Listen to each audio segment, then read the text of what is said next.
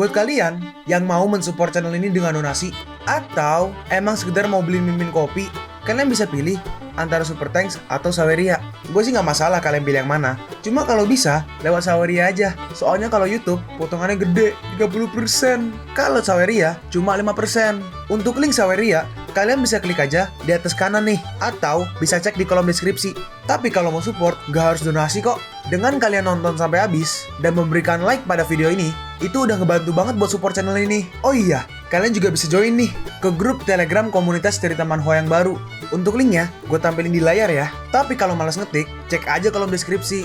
Di sana, kalian bisa sharing nih topik seputar manhwa dan kawan-kawan, dan juga ketemu teman baru. Kalau mau info terbaru dari Mimin, misalnya upload kapan atau misalnya ada telat upload, Mimin pasti akan langsung infokan di Telegram.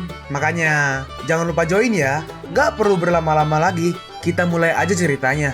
Halo guys, Sabik di sini, dan sebelum mulai ceritanya, gue mau ngumumin nih kalau Mimin sekarang ngadain giveaway. Mimin mau giveaway satu buah HP baru saat nanti udah menyentuh 50.000 subscriber. Untuk ikut atau berpartisipasi ada beberapa syaratnya nih, tapi simple banget. Syarat dan ketentuannya kalian bisa lihat nih di Instagram Mimin. Instagram Mimin tuh nih, Mimin tulis nih HP Sabik 12, atau kalian bisa lihat aja nih di link di deskripsi, udah Mimin cantumin di bawah. Di Instagram Mimin itu ada postingan dengan logo cerita manhwa. Nah, di sana kalian bisa lihat tuh syarat dan ketentuannya. Gak susah kok, syaratnya simple banget. Gak pakai ribet, gak pakai susah. 2 menit selesai. Pemenangnya akan Mimin umumin saat udah menyentuh 50.000 subscriber. Tunggu apa lagi? Makanya yuk, buruan subscribe biar cepet-cepet giveaway-nya. Nanti bakal ada giveaway terus kok, tenang aja. Oke, segitu aja. Kita lanjut ke ceritanya. Dalam hati Qingyun, inilah aku, pedang kehidupan sebelumnya, pedang tanpa ampun. Ketika menggunakannya, pemakainya akan menjadi kejam dan efektivitas tempurnya meningkat beberapa kali lipat. Seperti Dewa Pembun, bahkan Buddha nggak bisa menghentikannya, menghancurkan semua musuh. Pedang ini terbuat dari besi yang sangat bagus. Pedang ini ditempa oleh Ping Feng, pengrajin tingkat pertama di dunia Dewa Bawah. Setelah lebih dari 300 hari pengerjaan, terus akhirnya ini hari pas jadi ya, pedang tanpa ampun patah menjadi 9 keping. Meskipun ini hanya satu bagian dari patahan tersebut, ini gagang pedang, yang mana bagian paling penting. Dengan ini, aku bisa mulai berlatih pedang tanpa ampun. Hoho, bagus. Pedang ini tidak pernah mengenali tuannya selama ini. Bahkan leluhur pun gak bisa mendapatkan pengakuannya. Aku tidak menyangka bahwa pedang ini mengenalimu, Qingyun. Pedang patah ini akan menjadi milikmu di masa depan. Baik kakek. Kakek melanjutkan nih, leluhur, langit itu abadi. Keluarga Yeku akhirnya memiliki seorang jenius yang brilian. Lalu tuh dari tadi tuh, dari tempat yang itu, apa? Kayak bukan pemakaman sih. Ya itulah intinya lah, kayak monumennya gitu. Kan ada kayak yang orang buat berdoa itu loh. Gue lupa namanya lagi. Dupa ya? Dupa. Nah itu dupa asapnya pergi ke pedangnya tuh. Lalu pedangnya mulai bersinar. Lalu tiba-tiba Qingyun seperti dipindahkan ke sebuah tempat. Terus Qingyun melihat tuh seseorang, kayak bentuk orang gitu. Apa ini? Apakah jiwa yang tersisa dari Yechong, nenek moyang dari keluarga Ye? Ini adalah adegan di mana dia bertarung dengan dewa cairan merah. Nah, di sini menggunakan pedang patahnya, dia menyerang tuh dewa cairan merah. Dan di sini si dewa masih nggak apa-apa tuh, masih berhasil menahan serangannya. Lalu kali ini dilancarkan lagi serangannya, dan pedangnya berubah menjadi besar, dan si dewa pun langsung terbelah menjadi 2. Dan si Yechong menyadari keberadaan dari Qingyun. Dia menemukanku. Lalu tiba-tiba dia berlutut dan memberikan pedangnya. Qingyun berkata, "Jangan khawatir, kau memakan esensi darahku dan kau membuatku memakai pedangku. Ini menunjukkan bahwa kau dan aku sudah ditakdirkan. Kau juga terhitung sebagai setengah muridku. Pergilah dengan damai. Akulah yang akan membalaskan dendam musuhmu." Lalu akhirnya jiwanya pun menghilang. Dan di sini kita pergi nih ke Ye Tian dan juga Ye Wutian. Hah? Sialan, kedua anakku adalah naga di antara manusia. Jika kebencian ini tidak terbalaskan dan anak itu dihapuskan dari muka bumi, aku bersumpah diriku ini bukanlah seorang laki-laki. Yetian berkata, "Ayah, sekarang otot dan pembuluh darahku telah hancur. Lebih baik hidup dalam rasa malu seperti ini. Tidak terlalu buruk." Ayahnya membalas, "Yetian, enggak. Itu adalah pil darah jahat. Meskipun dapat mengatur ulang meridian dan salurkan serta merangsang potensi, ini memiliki efek samping yang sangat besar. Sekali tertelan akan menjadi bumerang di masa depan. Lebih baik menunggu ayah untuk membantumu menemukan cara untuk memperbaiki meridianmu." Ye Xiaotian berkata, "Kakak, apa bedanya antara hidupmu seperti ini dengan Ye Qingyun 3 tahun yang lalu? Kau harus menghabisinya dengan tanganmu sendiri." Kakaknya membalas, "Aku akan menelannya. Meskipun resikonya adalah kemokatan, aku tidak ingin membuang-buang waktu lagi." Dan pada akhirnya pilnya pun dimakan. Ye Tian berkata, "Saudaraku, aku akan membalaskan keluhanmu dan aku akan menghabisinya saat aku selesai melahap pil darah." Hei, sekarang sudah berakhir. Kau sudah menelan pil saus merah, cairan merah di tubuhmu dan butuh proses untuk mencernanya sementara waktu. 3 bulan ke depan akan diadakan perburuan musim gugur keluarga Ye. Aku sudah menghubungi sekte Blood Fiend.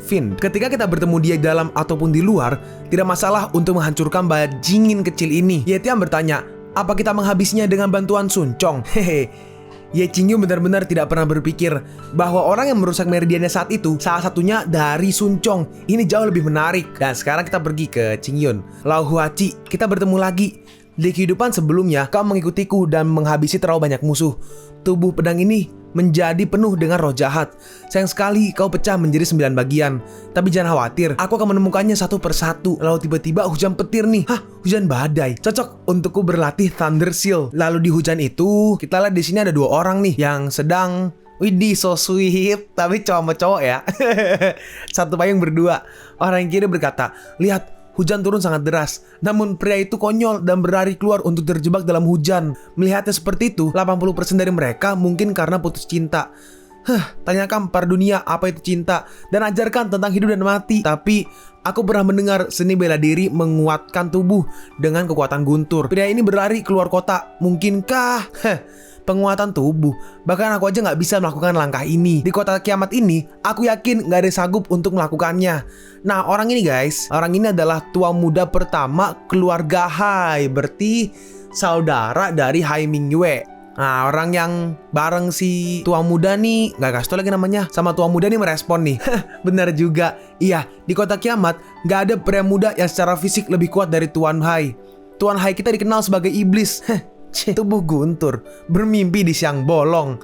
Dan di sini Qingyun lari di atas genteng gitu kan, udah kayak Naruto. Terus lompat. Tuan Hai, apa yang terjadi? Dan tuh, lihat tuh. Lihat tanahnya sampai hancur tuh gara-gara dampak dari si Qingyun lompat. Kalian pergilah dan lihat apa yang terjadi. Ternyata si Qingyun pergi ke hutan kiamat. Nah, tepat pada waktunya. Memakan buah petir aja hanya memiliki efek yang kecil. Setelah dimakan dengan dan dibantu dengan kekuatan petir. Setelah dimakan dengan dan dibantu dengan kekuatan petir ... Ya udah, intinya begitulah. Hei tuh, apa dia benar-benar ingin memperkuat tubuhnya dengan petir? Mustahil, kekuatan petir itu sangat kejam. Tanpa tubuh yang kuat, gak ada bedanya dengan cari mati. Bacot, hal itu sangat misterius dan cuma imajinasi. Jadi kecil kemungkinannya. Dan di sini si Qingyun langsung disambar petir yang sangat besar. Hei itu dia benar-benar berhasil. Karena petir, aku gak bisa memikirkan kota kiamat ke depannya. Benar-benar ada orang seperti itu di kota ini. Tubuhnya lebih kuat dari Tuan Hai. Tuan Hai membalas, apa kau bilang? Maaf Tuan Hai, mulutku ini mengatakan sesuatu yang salah. Anda boleh menamparnya kalau tidak puas. Menampar mulutmu. Cedar, dihajar tuh. Dalam hati si Tuan Muda Hai, orang ini harusnya punya harta karun untuk melindungi tubuhnya. Jika tidak, bagaimana cara dia melakukannya? Lalu setelah itu, badainya mulai menghilang. Dan petirnya dipegang tuh semua tuh. Itu gue anggap kekuatan petir ya, karena kan habis guntur di tangan Qingyun semua. Hei tuh, kupikir ada seseorang yang ingin menerobos di sini. Dia akan berhasil bila bisa menyerap guntur yang saat ini akan menyambarnya. Dan di sini mulai nih ritual penerobosannya. Penerobosan, ingin menerobos. Ternyata si Tua Muda Hai maju dan bersiap-siap untuk menyerang Qingyun. Dan ternyata serangannya berhasil mengenai Qingyun dan Qingyun terhempas mundur. Ternyata ini kau, si sampah ya Qingyun. Kau harusnya punya harta untuk melindungi tubuhmu. Namun penerobosanmu telah aku ganggu. Harusnya saat ini kau sedang dalam kondisi yang lemah. Cepat, serahkan harta karun itu. Qingyun membalas, dasar gak tahu malu. Apa? Beraninya kau memanggilku gak tahu malu?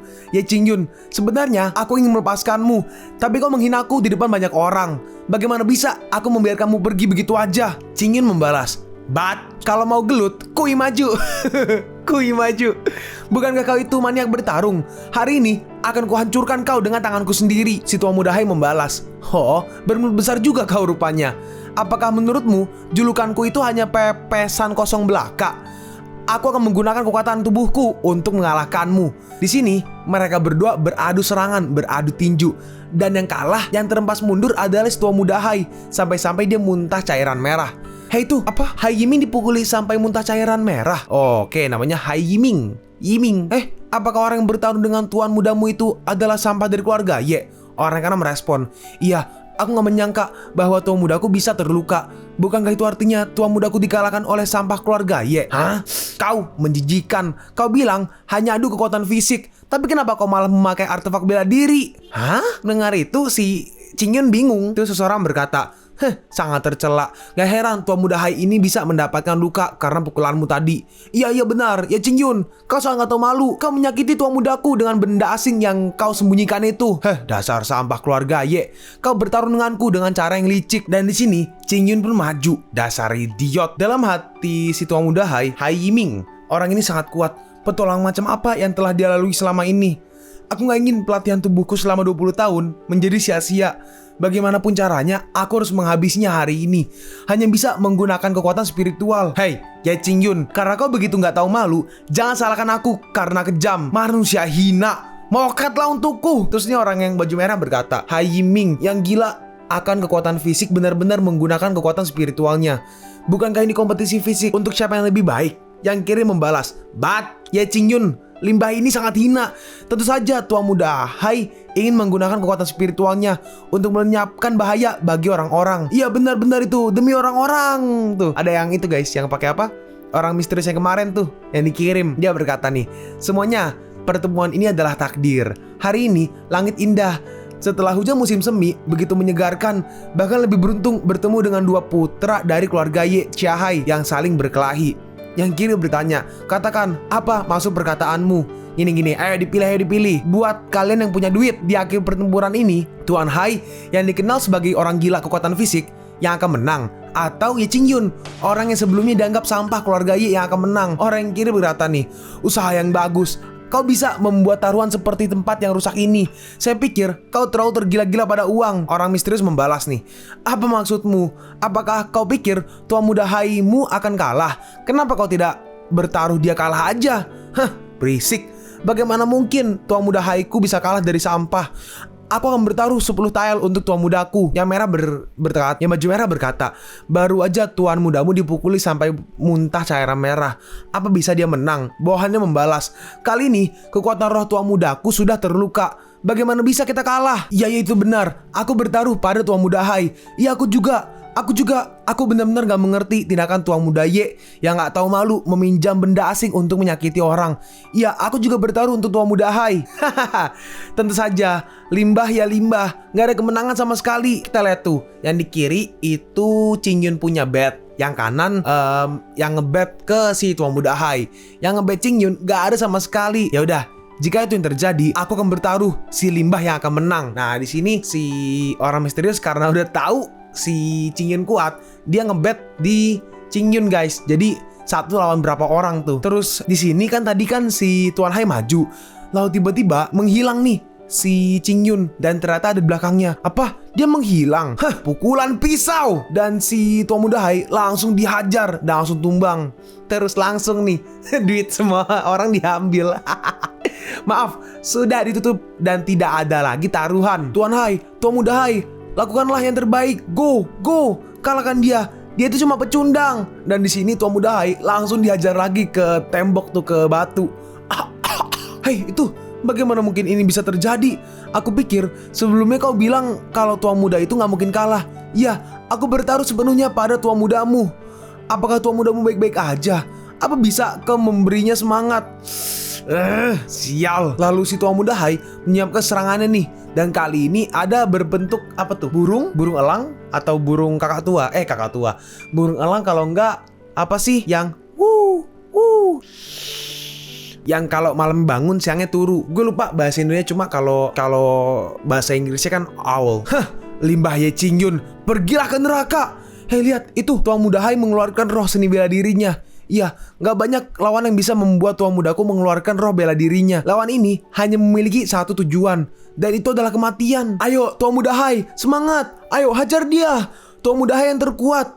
Pukulan Raja Naga. Dan si Qingyun langsung menamparnya tuh. Menampar Tuan Muda Hai. Dipukul dan dia pun langsung tumbang. Si sampah ini, kenapa ya Qingyun begitu kuat? Selain menang dalam kekuatan fisik, dia juga mengalahkan lawan yang berada di tingkat ke-7 alam spiritual. Roh bela dirinya dihajar, bahkan sebelum dia sempat menyerang. Itu yang ngomong orang-orang ya. Nih di sini si Tuan Muda Hai sampai nangis tuh. Qingyun berkata, pertunjukannya sudah selesai. Saatnya kalian membayar. Maksudmu apa? Semua uang kami ada di tangannya karena kalah taruhan. Kau lagi ternyata. Yai Qingyun, kau selalu merampok. Apakah nggak ada hukum di kerajaan ini? Kau pikir mudah bagiku untuk mendapatkan uang dengan cara yang jujur? Lalu nggak lama setelah itu, seseorang datang nih yang baju biru yang kanan membawa sebuah pedang. Dia bertanya, siapa yang menyakitimu seperti ini? Katakan padaku, aku akan menghabisinya. Si Tuan Muda Hai menjawab, dia adalah sampah dari keluarga Ye Qingyun. Bagaimana mungkin dia? Bukankah pembuluh darahnya rusak? Katakan, apa yang sebenarnya terjadi? Nah, ini dikenalin ya guys.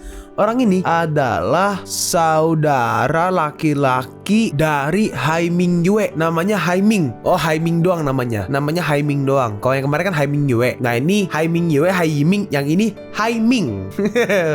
Aduh, ya bear with me lah. Memang namanya nama keluarga yang mirip-mirip. Katakan, apa yang sebenarnya terjadi? Begitulah memang yang terjadi. Ini bawahannya yang kiri berkata, maafkan budak ini yang bukannya membantu tuannya, tapi malah menonton pertarungannya. Hai Ming berkata, keterlaluan. Hal ini sungguh keterlaluan. Budaknya menambahkan, ya itu benar. Ye Qingyun adalah penjahat yang menjijikan. Meski begitu, aku pantas mokat karena cuma menonton tua muda. Dan akhirnya, dia pun langsung diserang guys. Beneran dihabisi. Yiming, jangan khawatir. Kebencianmu ini pasti akan kubalaskan. Aku ingin mempermalukan murid keluarga Ye di depan umum pada pertemuan tahunan keluarga mereka. Dan membalas rasa malumu. Terima kasih. Sekarang kita pergi nih ke beberapa hari kemudian. Akhirnya menerobos ke alam roh dinamis tingkat kelima. Segel petir dalam teknik segel juga sudah selesai. Selanjutnya, selama aku terus mengkonsumsi kekuatan guntur, kekuatan segel guntur akan meningkat. Hai Ming, aku pertama kali menghapus roh bela diri saudaramu, Hai Mingyue. Lalu menghajar Hai Yiming sampai babak belur. Karena tipe pendendam, kau harusnya pasti akan muncul. Gak peduli seberapa kuat dirimu, aku akan menunggu kehadiranmu. Beraninya mengganggu adikku. Kau rupanya udah bosan hidup. Dan di sini apa nih yang petasan itu loh guys. Petasan kalau kalian pernah lihat, mungkin kalian pernah lihat di Upin Ipin lah. Di Upin Ipin pernah nih ada animasi petasan ini. Nah di situ di depan sebuah gerbang rumah keluarga Ye menjadi begitu banyak tamu hari ini. Gelombang manusia macam apa ini? Orang yang kanan berkata, kau nggak tahu anak muda, hari ini adalah pertemuan tahunan keluarga Ye. Semua rekan bisnis keluarga Ye akan datang untuk hadir. Wah, itu dia kan tua muda dari keluarga Hai. Menyingkirlah dari hadapanku. Orang yang tua berkata, oh iya, bagaimana ceritanya Tuan Hai hadir ke acara keluarga Ye? Keluarga mereka nggak punya koneksi dengan keluarga Ye. Yang kiri berkata nih, lihat siapa di belakangnya. Bukankah itu Wang Chong, putra kepala pengawal Wang? Wang Chong biasanya sombong dan mendominasi. Bagaimana bisa dia seperti kelinci yang ketakutan hari ini? Nah, si Wang Chong turun dan dia berlutut. Dia berkata, Tuan Hai, Anda mengatakan sebelumnya, selama saya mengalahkan Ye Qingyun dalam pertemuan tahunan, Anda akan membiarkan istri saya pergi. Betul bukan? Hai Ming menjawab, benar, tepat sekali. Saya nggak pernah mengingkari janji. Di sini orang yang kanan bertanya, tunggu, siapakah keduanya? Wang Chong menjawab, mereka semua pengawalku. Apa ada masalah? Oh di sini, jadi di registrasi ngomongnya pengawal. Pas kan mau masuk ke rumahnya kan dijaga oleh penjaga. Nah, karena Wang Chong punya kenalan sama keluarga Ye, dia bisa masuk. Tapi kan si Hai Ming nggak bisa. Si Wang Chong ngomongnya Hai Ming itu pengawal. Gitu kurang lebihnya ya. Yaudah, kalau begitu silakan masuk. Pertemuan tahunan sudah dimulai. Sekarang kita pergi nih ke sebuah seperti ruangan pertemuan gitu. Seseorang berkata, penatua keluarga Ye, saya nggak tahu siapa anggota keluarga Ye tahun ini yang mungkin akan memenangkan kejuaraan. Apakah Anda perlu bertanya? Pasti sama terakhir kali, Ye Tian. Enggak. Kali ini bukan Ye Tian. Apakah ada orang lain? Patrick menjawab, iya. Apa kalian semua ingin tahu siapa itu? Dia adalah cucuku yang lain, Qingyun. Ternyata itu dia. Bukankah meridiannya sudah rusak? Ya benar. Bagaimana bisa dia memenangkan kejuaraan ini? Jangan kaget semuanya.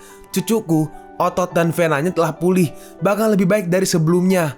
Oh, selamat. Keluarga Ye memiliki jenius lain. Iya. Tapi dua naga pergi ke laut. Keluarga Ye akan menjadi lebih kuat di masa depan. Tiba-tiba seseorang berkata, dua naga pergi ke laut. membuatku tertawa sampai mokat. Ye Tian adalah satu-satunya yang bisa pergi. Ye Qingyun ini pecundang. Jika bukan karena keberuntungan, saya pikir kultivasinya hanya akan bergerak di 5 tingkat alam spiritual. Ternyata yang ngomong adalah Wan Chong. Kekuatannya sangat lemah. Aku takut kau pun gak bisa melayangkan satu pukulan padaku. Satu pukulan? Haha, iya. Kalau nggak percaya, sini kemari dan pukul aku. Kau ceper, langsung dihajar tuh, belum kelar ngomong. Kau baru aja mendengarnya. Orang ini menyebalkan, ingin aku mengalahkannya. Bijingan ini bukan masalah buatku. Lumayan. Ye Qingyun, aku nggak percaya bahwa kau masih muda, tapi ambisimu begitu besar. Qingyun membalas, Haiming, keluarga Ye kami tidak pernah melakukan kontak dengan keluarga Haimu. Apa yang kau lakukan di sini? Haiming menjawab, bagaimana aku bisa nggak ada hubungannya denganmu? Nona Roer sering datang ke Haicha untuk mencariku. Roer, kita berbicara tentang pernikahan bukan? Bukan seperti itu. Chang He membalas, Haiming, hari ini adalah pertemuan tahunan keluarga Ye. Cepat keluar dari sini. Haiming membalas, dengan begitu banyak orang yang hadir hari ini, aku tidak menyangka ini adalah cara keluarga Ye memperlakukan seorang tamu. Aku, Pang Hua, adalah pria yang gak suka basa-basi dan juga gak mengerti tentang aturan. Satu yang aku tahu, bahwa keluarga Ye kita gak bisa mentolerir ucapan yang keluar dari mulut busukmu. Lalu di sini ada seorang misterius kan yang menggunakan sebuah mantel hitam. Dan orang itu langsung maju dan menahan serangan dari Paman Pang. Dan si Paman Pang langsung diserang dan langsung terempas tuh. Tapi berhasil ditangkap oleh Qingyun. Paman Pang berkata, "Tua muda, orang ini adalah Hai Tatu. Hai Tatu, kau telah menyakiti pengurus rumah tangga keluarga Ye. Maksudmu apa? Cucumu telah menghapus roh bela diri Hai Ming Yue dan menyakiti Hai Yiming. Aku juga ingin bertanya, apa maksudnya itu?" Nah, orang ini guys, namanya adalah Hai Tatu, yaitu keluarga, lebih tepatnya ayah dari Hai Ming. Qingyun membalas, maksudmu apa? Mereka membuatku marah, tapi aku nggak ingin kehidupan mereka jadi, koma. Ya bener aja. Ya sudah, intinya seperti itu. Tapi aku nggak ingin kehidupan mereka jadi, koma. Apa yang ingin kau lakukan? Ketika putranya dipukuli, ayahnya keluar dan menggendong. Apa orang-orang dari keluargamu, apa orang-orang dari keluarga Hai nggak tahu malu? Bocah tengik. Aku ini lebih tua darimu. Berani kau bicara seperti itu padaku? Qingyun membalas, lebih tua. Saya tidak memiliki orang tua yang nggak tahu malu seperti Anda. Apa katamu? Hai Ming berkata, ayah, dia ini adalah juara yang dipilih oleh keluarga Ye di kompetisi ini. Sampah yang berada di tingkat 5 roh dinamis. Dia nggak punya kekuatan untuk menggertak orang lain. Setelah mengalahkan Yiming, anak itu ingin mengalahkan kita semua karena merasa sudah menjadi ikan yang berbeda. Ayahnya berkata, apa katamu? Anak ini benar-benar mengatakan itu? Hai Ming menambahkan, persis. Saya pikir keluarga Ye mereka ingin berperang dengan keluarga kita tahun ini. Qingyun membalas, hah? Apa kalian gak punya otak? Ingin mengalahkan keluarga Hai? Apa aku pernah berucap seperti itu? Hai Tatu membalas, berani kau tertawa? Apa kau masih memiliki wajah untuk mengatakan hal seperti itu? Terus nih ayahnya, ini si Ye Wutian, ayahnya Ye Tian dan Ye Xiaotian, dia maju dan berkata, bagus, Qingyun, kau telah membuat musuh yang kuat untuk keluarga Ye. Apakah kau ingin seluruh keluarga Ye membayar kegilaanmu? Cepat, usir dia. Qingyun membalas, tutup mulutmu. Gak ada yang salah. Aku ingin bilang bahwa kalian keluarga Hai gak tahu malu. Apa kalian gak puas? Paman, lihatlah dirimu. Kau sangat tua, namun masih memakai jubah untuk bermain hal yang penuh misteri. Kau sangat mirip dengan ikan buntal. Dan kau, tua muda keluarga Hai, rambutmu tumbuh memanjang sampai seolah-olah bisa untuk mengepel lantai. Sangat mirip dengan rumput laut. Dan kau, hei, Wang Chong memotongnya nih, berhenti menunjuk. Aku bukan dari keluarga Hai seperti mereka. Aku, Wang Chong, dari agensi pengawal Wang. Hai Ming berkata, Ye Qingyun, berani kau menghina keluarga Hai di depan umum. Hari ini, aku bersumpah untuk bertarung denganmu. Dalam hati Qingyun, Qingyun nggak pakai anting. Dalam hati Hai Ming akhirnya datang juga. Ini semua akibat dari mulut busukmu, Ye Qingyun. Qingyun membalas, aku menolak untuk bertarung denganmu. Hah? Apa kau bilang? Hah? Kau dasar gak tahu malu. Ye Qingyun, meski kau menolak, kau tetap harus membayar atas semua ucapanmu. Ye Wuhai, Ye Qingyun adalah anggota keluargamu. Karena kau telah menghina keluargaku hari ini, maka aku akan membalasnya di masa depan. Ye Wutian berkata, ayah, Ye Qingyun ini telah menyebabkan masalah bagi Ye Qingyun ini telah menyebabkan bencana bagi keluarga Ye. Jika dia tidak diusir dari keluarga Ye hari ini, keluarga Ye tidak akan aman di masa depan. Tiba-tiba Qingyun motong. But, aku hanya mengatakan yang sebenarnya. Dia pria dengan tingkat roh bela diri lebih tinggi ingin bertarung denganku yang berada di tingkat 5 dinamis. Dia sungguh gak tahu malu. Meski begitu, aku gak peduli. Namun aku juga gak bodoh. Mendengar itu, orang-orang ngerumpi. Iya, ini sangat buruk. Dengan begitu banyak perbedaan level, duel ini hanyalah pembantaian. Hahaha, Haicha, bukan kali ini hanya alasan untuk mencari-cari kesalahan. Qingyun melanjutkan, baiklah, aku akan memberimu kesempatan ini. Karena kau sangat ingin bertarung denganku, maka aku akan bertarung denganmu 6 bulan dari sekarang. Sekarang tergantung padamu. Hei, jangan terima, itu semua hanya buang-buang waktu. Haiming berkata, ayah, gak perlu marah. Bagaimana jika aku menyetujuinya? Apakah ayah takut dia bisa menyusulku dalam jangka waktu setengah tahun? Itu konyol. Kalau begitu, kenapa kalian masih di sini? Hari ini adalah pertemuan tahunan keluarga Ye-ku. Keluarga Haimu sangat miskin. Apakah kalian datang ke sini untuk menipu dan makan gratis? Bocah tengik, apa katamu? Akan kugampar mulut busukmu itu. Haiming menahannya. Ayah, sudah hentikan. Ayo kita pergi dari sini. Ayah, jangan khawatir.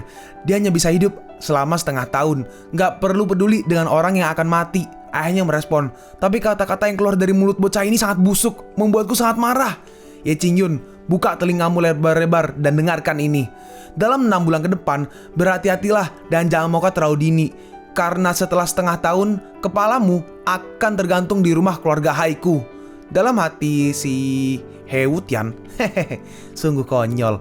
Bagaimana dia bisa hidup selama setengah tahun? Setelah 3 bulan, orang tua Ye Qiangqiu akan menghabisinya.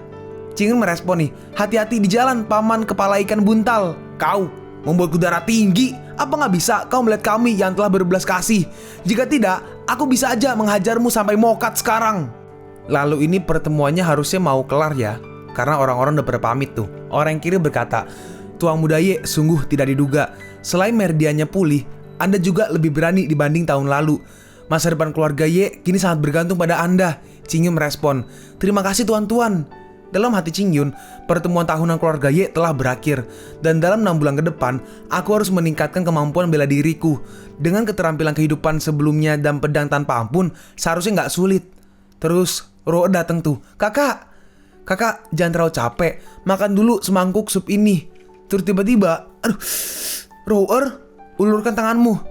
Baik. Terus akhirnya pas dipegang, berasa nih kayak apa nih, ada burung gitu. Dalam hati Qingyun, ini iblis Phoenix hitam. Kakak, apa yang terjadi padaku? Apa ada masalah dengan tubuhku? Aku nggak tahu kenapa akhir-akhir ini aku selalu merasa sedikit tidak enak badan. Qingyun menjawab nih, garis bodoh. Dengan adanya kakakmu di sini, bagaimana mungkin sesuatu bisa terjadi padamu? Hanya saja kau telah berusia 12 tahun dan jiwa bela dirimu dalam tubuhmu mulai aktif. Tidak akan lama lagi kau bisa membangkitkan roh bela diri. Roer merespon, apakah aku nantinya bisa melindungi kakak di masa depan? Qingyun menjawab, iya, aku akan sangat mengandalkan perlindungan darimu di masa depan. Roer, kemarilah sebentar, biarkan aku melihat matamu. Baik kakak. Dalam hati Qingyun ada 9 segel Phoenix. Qingyun berkata, Roer, jiwa dirimu pasti sangat kuat. Apa? Dalam hati Qingyun, hanya saja orang dengan 9 segel Phoenix sangatlah langka, bahkan di antara klan Phoenix. Biasanya, pada usia muda sulit untuk menekan Phoenix jahat dalam tubuh. Harus melahap batu Phoenix setiap harinya untuk menekannya. Jika tidak, meridian bisa rusak dan menjadi sia-sia. Kakak, kepalaku sangat sakit. Roer. Lalu akhirnya Roer pun tidur nih. Sekarang di malam hari, Roer istirahatlah dan aku akan memikirkan sebuah cara. Baik kakak, kau nggak perlu terlalu khawatir. Tubuh Roer hanya butuh istirahat. Dan setelah istirahat, Roer pasti kembali seperti sedia kala. Iya, Roer akan baik-baik aja setelah istirahat. Dalam hati Qingyun, batu Phoenix hanya tersedia untuk klan Phoenix. Tampaknya hanya rumput Phoenix kelas rendah yang bisa ditemukan untuk menekan roh bela diri Phoenix hitam di tubuh Roer. Lalu keesokannya Qingyun pun pergi. Dalam hati Qingyun, hal yang langka seperti rumput Phoenix umumnya tidak muncul di pasaran. Kebanyakan dari mereka berada di pasar gelap. Terus ini Qingyun membeli topeng nih. Berapa harga topeng ini? 25 tael. Nih, simpan kembaliannya. Dalam hati Qingyun, beragam orang memasuki pasar gelap dan semuanya memakai topeng. Aku tidak ingin orang lain melihat penampilanku. Kebanyakan orang yang ada di sini sangatlah kejam dan tidak berperi kemanusiaan. Namun setelah sekian lama berkeliling, nampaknya di sini nggak ada rumput Phoenix. Sepertinya aku terlalu melebih-lebihkan kota kiamat. Kalian pun sampai di penghujung video ini. Kalian mau tahu lanjutan chapter ini? Atau manhwa menarik lainnya? Makanya, jangan lupa subscribe biar kalian gak ketinggalan kalau gue upload video baru. Jangan lupa like, komen, dan share ke teman-teman kalian supaya channel ini bisa lebih berkembang ke depannya. Segitu dulu dari video cerita manhwa. Gua Sabik undur diri. See you on the next video. Zaijian!